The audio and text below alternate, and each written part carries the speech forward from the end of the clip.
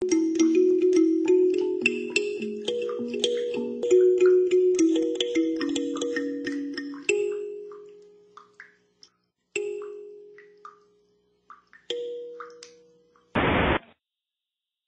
Os pratos aqui são feitos com cachaça. A gente descobriu que explodindo a cachaça, em grandes explosões, pode preparar qualquer receita sem manteiga, nem azeite, nem óleo.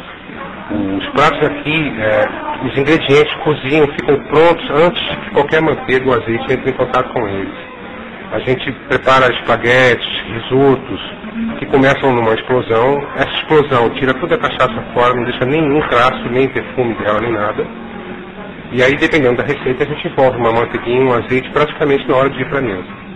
O resultado é uma manteiga mais cheirosa, um azeite mais saboroso e uma culinária sem saturados. É a nova culinária brasileira, sem frituras.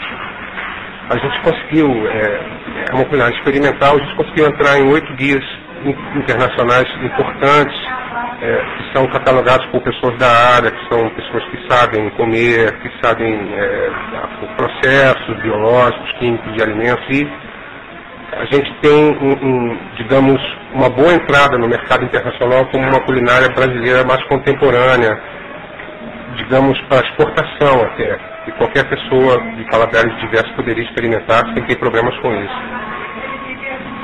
Estamos felizes.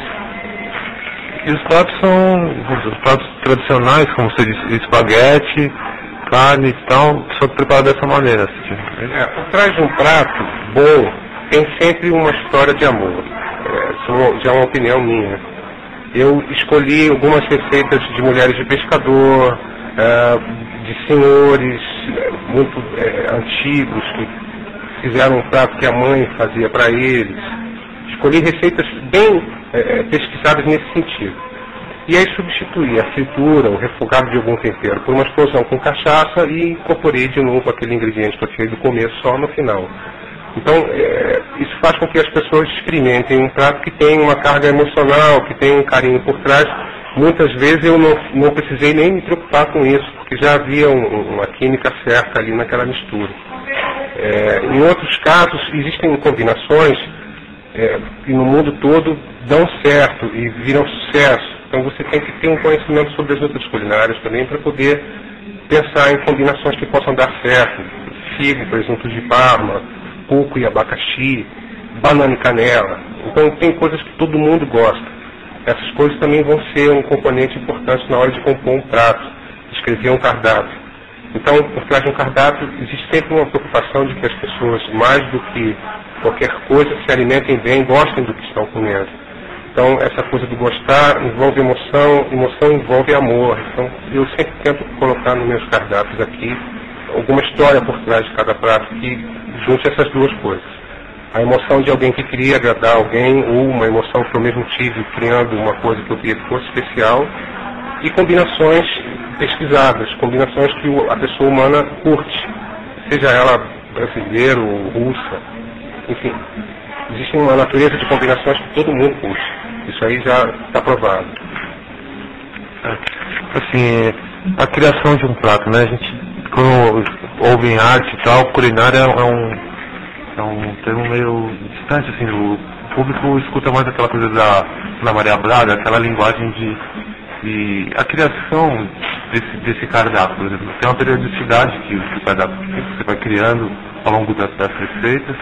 Assim como eu pensei num paralelo como numa criação de um álbum, de um cantor, de um disco, por exemplo.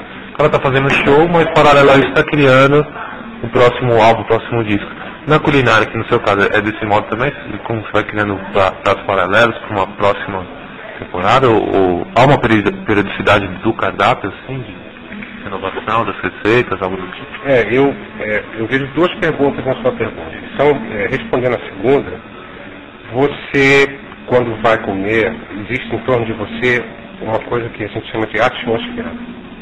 Como o lugar é, a música que está tocando, como aquela pessoa que está vendendo para você aquilo está te atendendo, e quanto custa.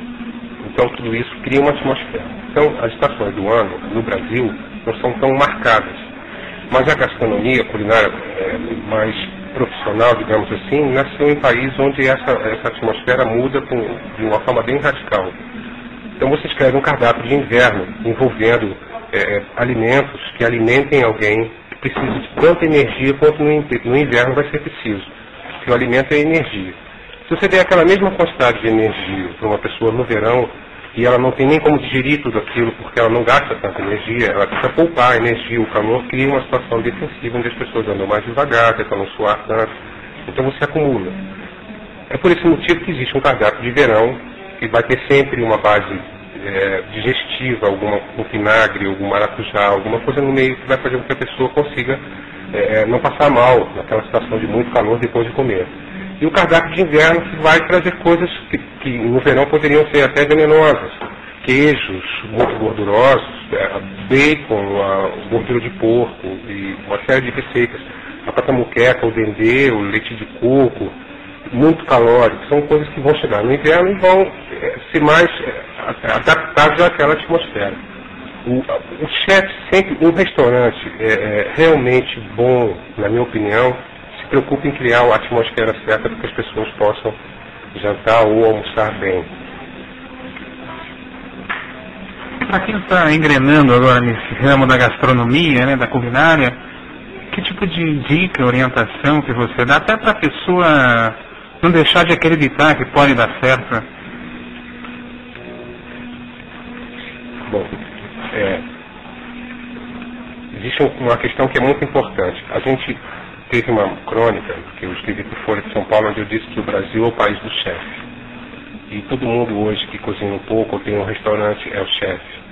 E, de uma certa forma, esse conceito ele vem a falhar, já que o mundo dos chefes era um mundo muito fechado e caro. E se formar chefe de cozinha, digamos, apto a trabalhar em qualquer país, faz com que você tenha que passar necessariamente numa prova que tem em Paris e uma outra que tem na Suíça.